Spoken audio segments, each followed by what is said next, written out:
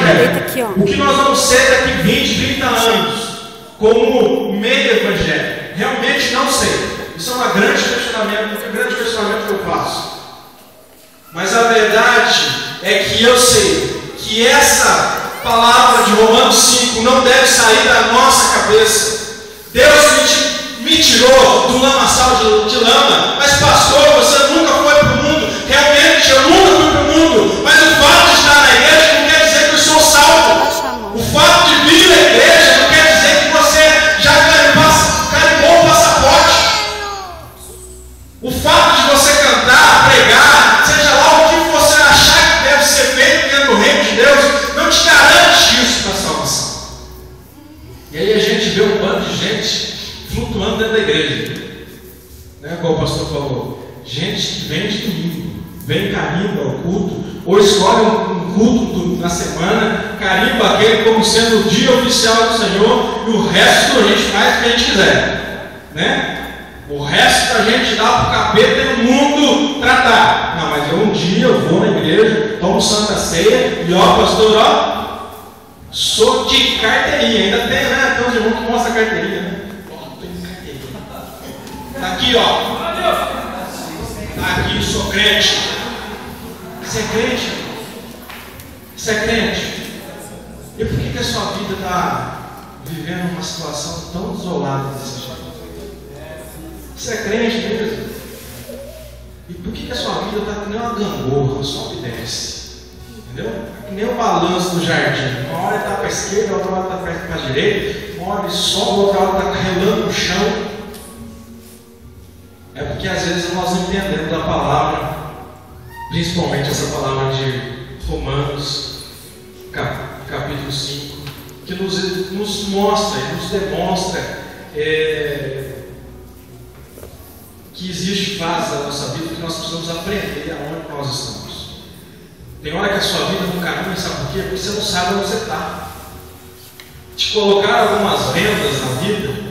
Você vai tomando algumas vendas na caminhada cristã, de repente você nem sabe onde você está. Só. De repente você nem sabe onde você está. E aí tem alguém gritando, vamos para frente, mas vamos falar assim, para onde? Aonde que é a frente? Eu não sei se eu estou indo para o lado correto ou se eu estou voltando para trás.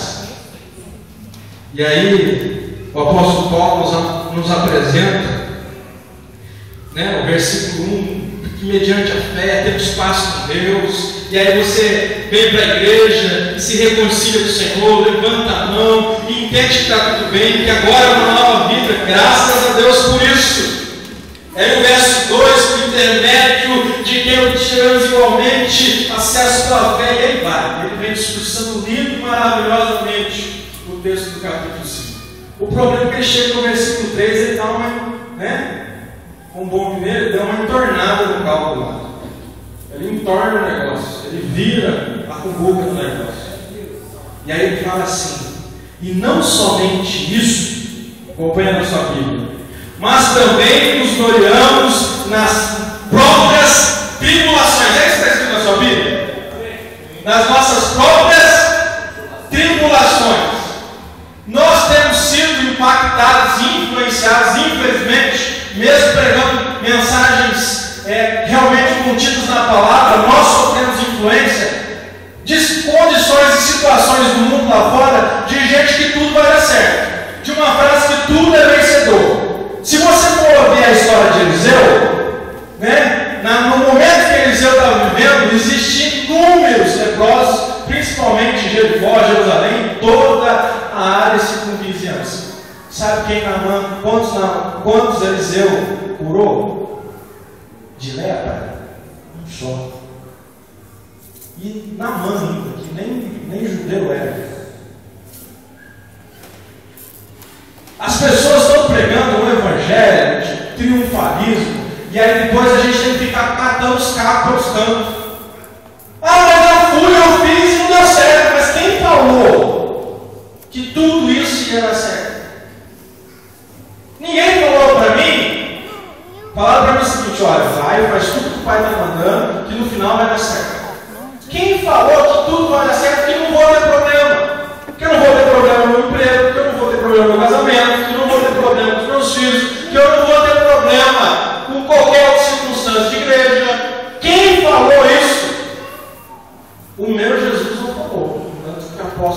reafirma isso, dizendo, olha, verso 3, e não somente isso, mas também nos gloriamos nas nossas próprias tribulações, nas nossas próprias tribulações.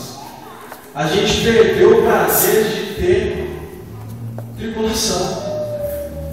Não, eu estou passando por tribulação. Nossa, é pecado, é problema, é alguma coisa que você fez, é problema porque foi alguma coisa que alguém fez para você, é tribulação porque é culpa de alguém. Essa é uma filosofia brasileira, é culpa de alguém que eu estou sofrendo. Tribulação, irmãos, não é ausência de Deus, tribulação não é ausência, não é presença de pecado, tribulação não é nenhum bicho de 7 cabeças. Às vezes a gente vem para a igreja angustiado porque aquilo que a gente quer não acontece e aquilo que deveria ser uma promessa passa a ser algo angustioso na nossa vida porque não acontece. Está falando sobre namoro, porque não acontece, não acontece, não acontece. Irmão, para de criar confusão na copa com um copo d'água. Deus prometeu? Amém. Se Deus não prometeu, fique em paz. Na caminhada do apóstolo Paulo, e olha que é o apóstolo Paulo, como a gente diz, né? Ele diz uma frase assim: a minha graça te basta. A gente não quer ouvir isso de Deus. A gente não quer. Bom, eu estou passando por uma tribulação, mas eu vou vencer.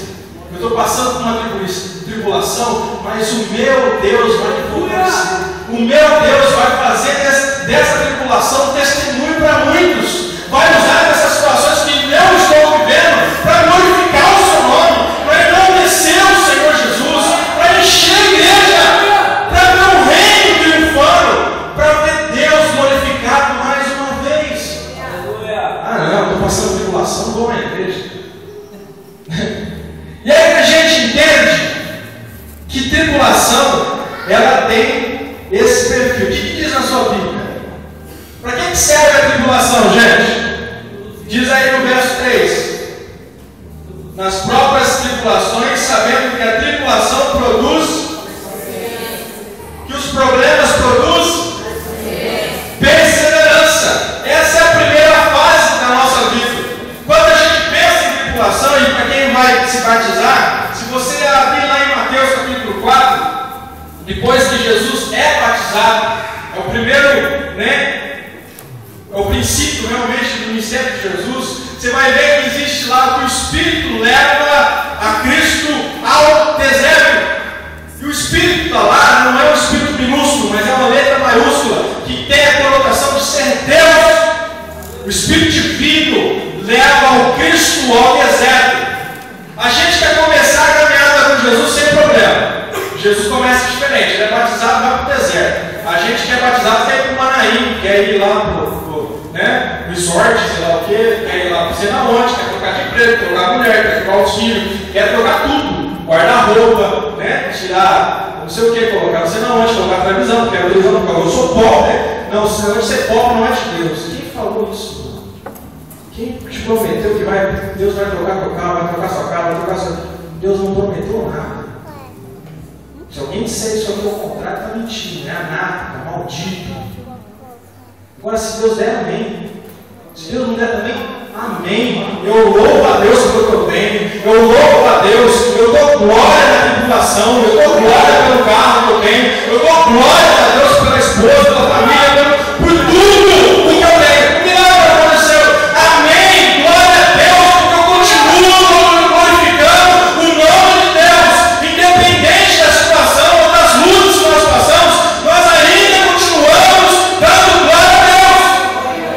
Insano, evangelho louco, verdadeiramente, realmente louco ao mundo, porque nós mesmo na tribulação, mesmo nas dores e mesmo nas angústias, nós levantamos a nossa mão e damos glória a Deus, que ainda continua sendo Deus.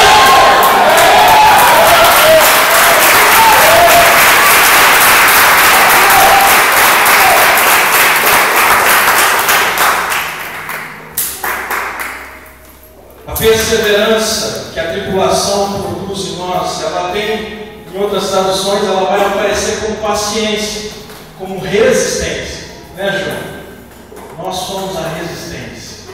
Não é nessa primeira fase, depois que nós passamos do batismo, depois que nós passamos pelo deserto da vida cristã, nós vamos aprender a ter essa palavra que nós chamamos como perseverança. É nesse momento que a vida cristã vai se definir. Numa situação embrionária de gestação, é mais ou menos aí que nós vamos definir se é homem ou se é mulher. Nós vamos definir se vai permanecer ou se vai morrer. Se o crente que você está dizendo que você é se vai prosperar ou se não vai, ou se não vai minguar. É nessa fase da perseverança, quando vem a tribulação, é que nós entendemos e sabemos quem são de Deus e quem não é de Deus. Porque vem a tribulação, a primeira situação que a gente fala: vou desistir, vou largar a mão. Ainda tem uns crentes que ameaçam a Deus, né? Já viu essas orações? O crente que ameaça a Deus, ele fala assim: Deus, se o Senhor não quiser, eu largo tudo. Larga tudo, né? Pode largar. Larga para você ver. Vai que o Papai do Céu vai te colocar você na frente, aí você vai voltar de novo. Larga. Pula fora do barco. Vai brincar de ser crente. Você errou o tiro, que vai falar para você. Você errou o tiro, negão. Vai brincar de ser crente. É o momento que nós definimos diante de Deus e diante do mundo quem nós somos. Pareceu tribulação? Deu notícia ruim? Nosso coração não se abala. Nosso coração permanece firme. Que aprendemos que a nós compete perseverar, que aos crentes compete permanecer firme, perseverar, ter paciência, manter resistente. Mas eu estou dizendo para não, fulano é contra a minha igreja, fulano não gosta de que eu faça isso para a igreja, fulano não gosta que eu esteja no ministério, fulano, isso, aquilo, outro, seja realmente uma resistência de Deus. Não estou dizendo aqui para você criar conflito com ninguém, mas estou dizendo para você, fique firme! Fique firme no Senhor, persevere no Senhor, esteja no Senhor, de joelho, cantando, orando, mas fique no Senhor. Deixe que Deus honre isso. Deixe que Deus glorifique o teu nome, o seu nome dele sobre a sua vida, dentro da sua resistência, dentro da sua paciência. Nós precisamos aprender. A vida do cristão não pode ser pautada de oscilação, vulnerabilidade, instável, ser ou ser. Tem gente que hoje está no reteté, né? Dá aquela sapateada, e aí crente como está hoje? Hoje eu estou mal. Hoje eu estou bem, hoje eu prego. Se eu pregar, eu prego, viu, Henrique? Hoje não, hoje eu estou mal. E aí hoje está firme. Aí passa 2 meses ele está mal, aí passa 3 meses ele está bem, aí passa não sei o que, ele canta. Aí eu vou evangelizar, não vou evangelizar. Vou falar de Jesus, não vou falar de Jesus. Irmãos, estou dizendo que nós não temos dias maus na nossa vida, mas ele não pode pôr o sol. O perdão precisa ser consertado, a nossa vida precisa ser refrigerada no Senhor. Há dias que passam, há situações que passam mais do que um dia. Vou dizer a verdade, porque eu já vi isso. Mas eles acabam. Eles têm fim. Não é, pastor João? Os dias maus têm fim. Graças a Deus por isso. Nós precisamos permanecer, perseverar. Precisamos aprender isso. Precisamos estabelecer limite para não retroceder. Tem gente que olha para a situação e fala assim: pastor, está firme? Estou firme. Está firme que nem em cima, nem crente em cima de patins, né? O diabo faz assim com ele, vai empurrando ele. Não, pastor, estou firme, está firme. O diabo está empurrando ele. Falei: meu filho, você esqueceu de tirar os patins, meu filho. Você está andando para trás, você já passou do limite aceitável de qualquer coisa. Em vez de você estar resistente, não, ele está fazendo força em cima de nada. Está patinando. Já viu o carro que patina? Né? Fusca no patina, né? O bicho anda com uma tração traseira, variando. Agora você bota um ninho, o bicho vai virando assim, ó. Quando a gente vai no interior, tem bastante estrada de terra, O bicho vai jogando assim, patina, aí junta o pessoal, monta em cima do capô, e aquela coisa. Tem crente que fica patinando, irmão. Fica patinando, você fala, irmão, você não passou por nada. A sua persistência não está indo para nada, está te pulando para trás. Está atolando mais a sua vida. Não deixe que isso aconteça na sua vida, irmãos. Precisamos entender isso. Perseverança. Primeira fase da nossa vida, onde define se nós vamos realmente ser crente ou se nós vamos realmente não dar para isso. Porque a gente fala assim, ó, esse negócio de ser crente. Conheci uma moça, essa posso contar, não é daqui, vocês não conhecem. E uma moça, amiga do irmão, conhecido meu, e eu falei, gente, eu preciso andar com crente. E ia com os grupos de evangelização, chamava ela, falou, minha filha, vem cá, vamos evangelizar e tal. E aí ela foi, chegou um belo dia, ela falou para mim, esse negócio não dá para mim. Mas o que foi? Fizeram alguma coisa? Não. Te maltrataram? Não. Alguém falou alguma coisa para você? Não. Está passando fome? Está passando alguma coisa? Não. Esse negócio de ser crente não é para mim. Não é para mim. Ela não conseguiu passar dessa primeira fase com Deus. Ela olhou para a situação e falou assim, prefiro desistir. Não vou permanecer. E eu tive que deixar ela embora. Com tristeza no coração, Deus te deu graça, misericórdia, em algum momento te alcance. Infelizmente, não sei mais notícias dela, mas espero eu na fé de que ela tenha realmente encontrado o Senhor. Mas a verdade é que tem gente que não vai caminhar. Quando a gente olha para a situação e fala assim, todo mundo aqui vai ser salvo, gostaria de ter certeza. Não. Sabe por quê? Que Deus deu um cuidado tão grande para nós. Não, Jesus é tão maravilhoso que no meio da gente tem o quê? Uma palavra chamada joio. E ele fala para os pastores, fala assim, olha, não arranque o... Ele não deixou nenhum pastor arrancar joio da igreja. Então quer dizer que nem todo mundo vai subir. Mas fulano faz isso, meu irmão, olha para a vida do fulano, não persevera no céu. Persevera no céu. Fica olhando para a vida do fulano, não, porque no nosso meio tem joio. Tem aqui, tem fulano, tem lá, tem qualquer lugar tem joio. E o cuidado de Jesus fala, não arranque o joio, deixe ele aí. Porque na tentativa de arrancar o joio, o que acontece? Se arranca o trigo junto. Então esse é o cuidado zeloso de Deus. Mas persevere, perseverança, essa é a primeira fase. Segunda fase da vida cristã é a palavra chamada. E a perseverança produz o que, irmãos? O que está na sua palavra aí? Abre a Bíblia, irmão. Experiência. Se você parar e pensar, um dos princípios, quando você vai ver o julgamento, quando se vê uma formação de júri de pessoas com certa idade, os advogados se aceleram, sabe por quê? Porque nas pessoas de mais experiência tem mais misericórdia.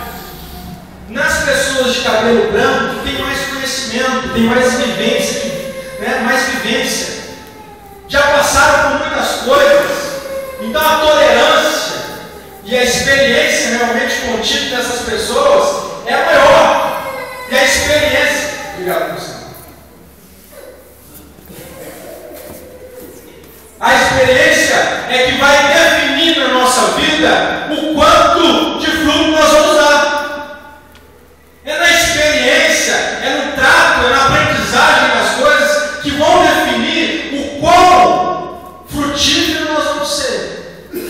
Se nós vamos ser frutíferos, se nós não vamos ser frutíferos. Nós deixamos agora nós somos crentes. Passamos a primeira fase. Agora nós vamos à segunda fase de experiência. Você vai dar fruto? Ou não vai dar fruto? Falei, da codificação, não é codificação, agora é a afirmação da certeza. Vai ou não dá fruto? Porque a palavra também diz que a árvore que não dá fruto, o que acontece com ela? É o quê? Cortada.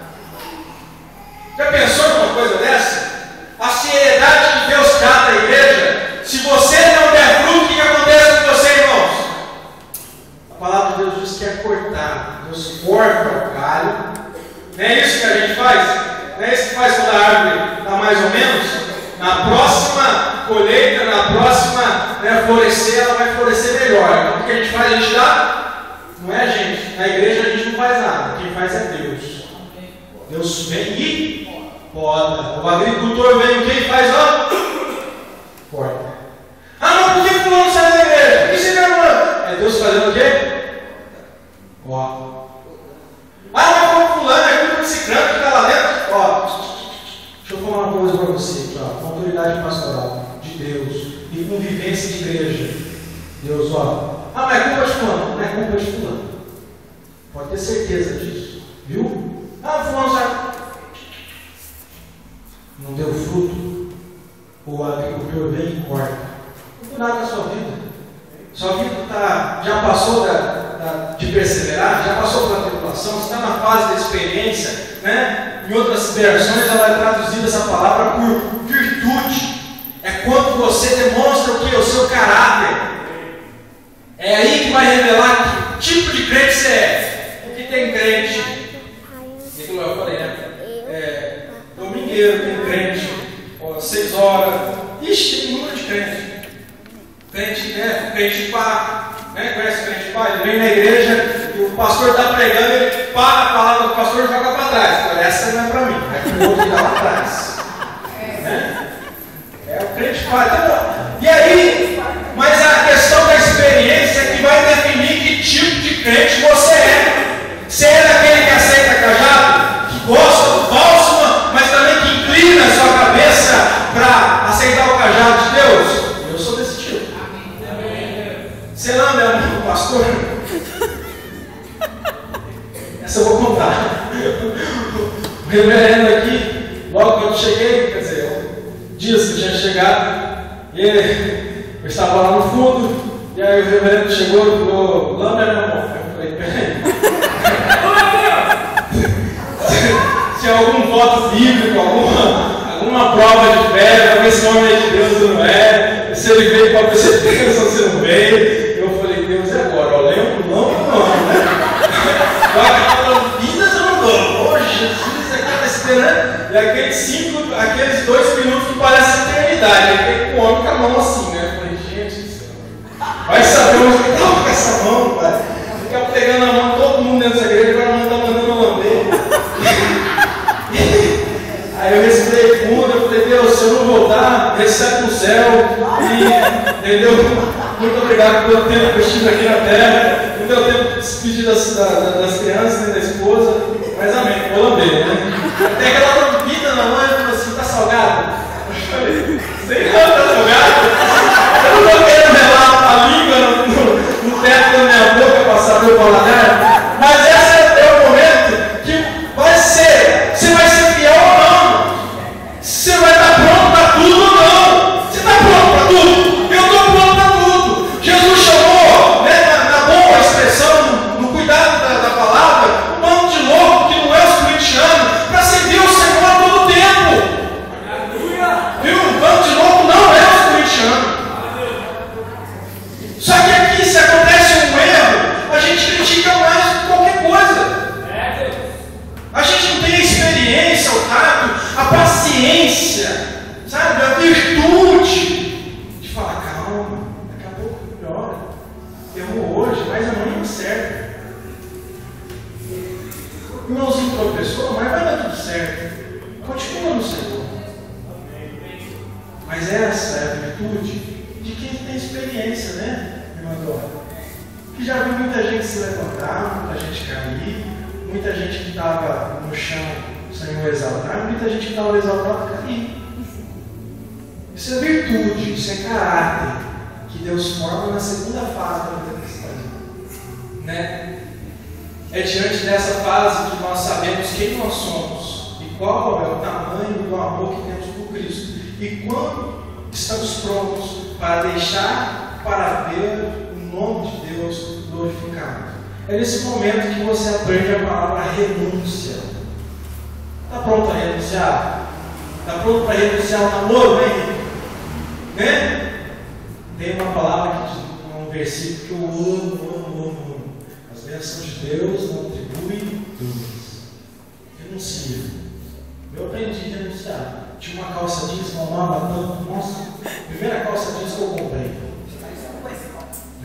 Não era o stop, era a Elmos. Primeiro salário. Passava todo dia de bicicleta para ir na loja. Não a única loja do magazine da cidade. Eu passava de pertinho. O dia que eu tiver dinheiro, eu vou comprar aquela calça lá. Uma lavagem jeans linda, bonita, maravilhosa. R$100 de reais. Recebi o meu salário e vai comprei. A calça durou, gente. Mas como durou? Durou tanto que eu tive que dar. Aí, no meio de uma ministração lá em Belo Horizonte, Deus falando sobre renúncia, aí de repente eu falei, não é comigo, não é comigo, não é comigo. É com outro, é com outro, é com outro. E eu falei assim, aí Deus falou, é ela, pode dar.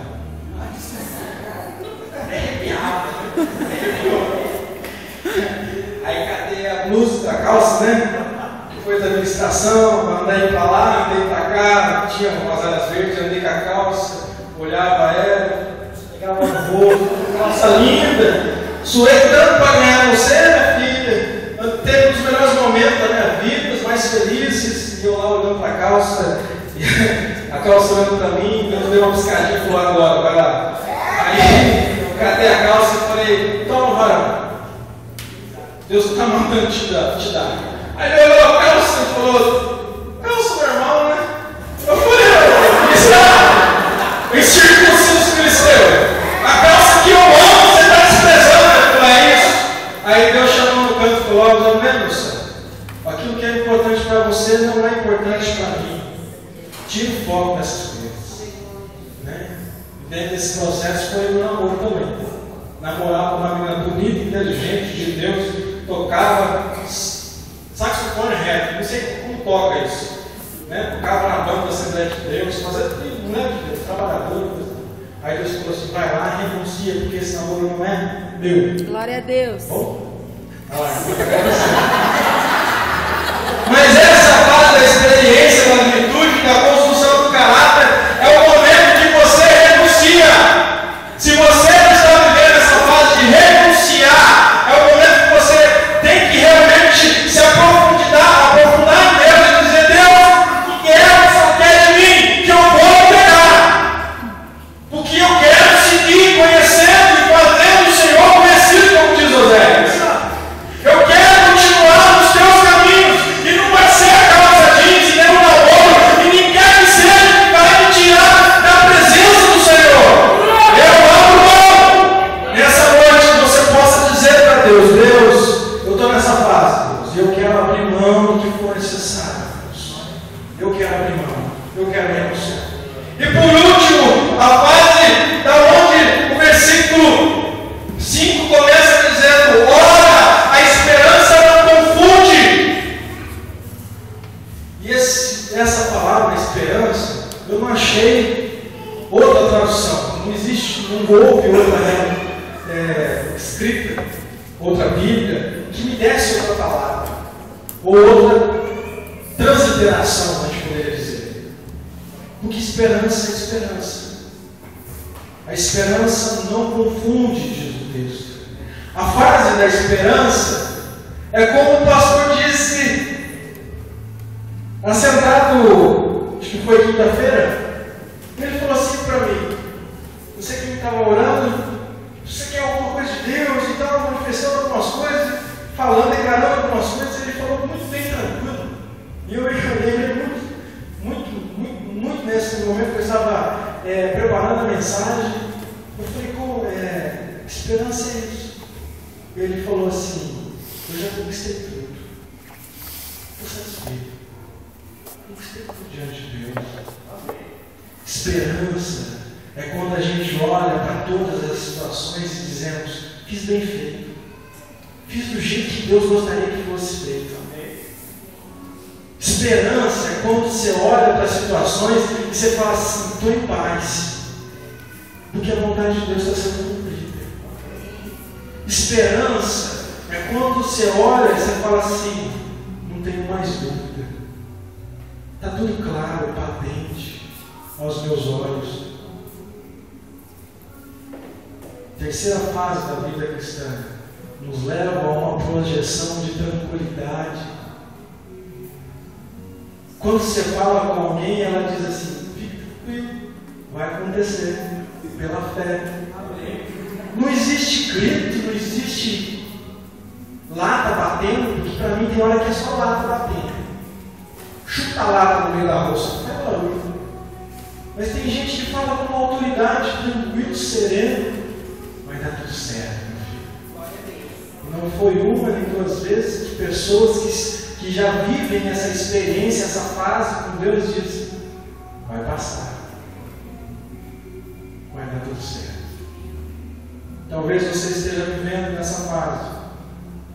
A psicologia diz que até seus 30 anos você vai juntando experiência.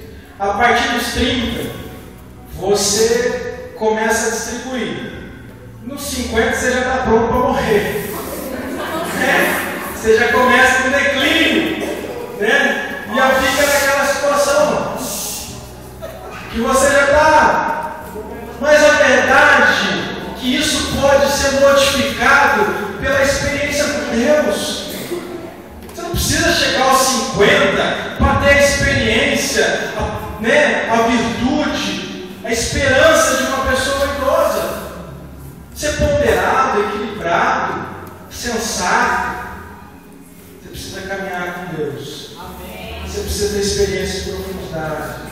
Aprender, entender onde você está, para continuar prosseguindo, para continuar servindo ao Senhor.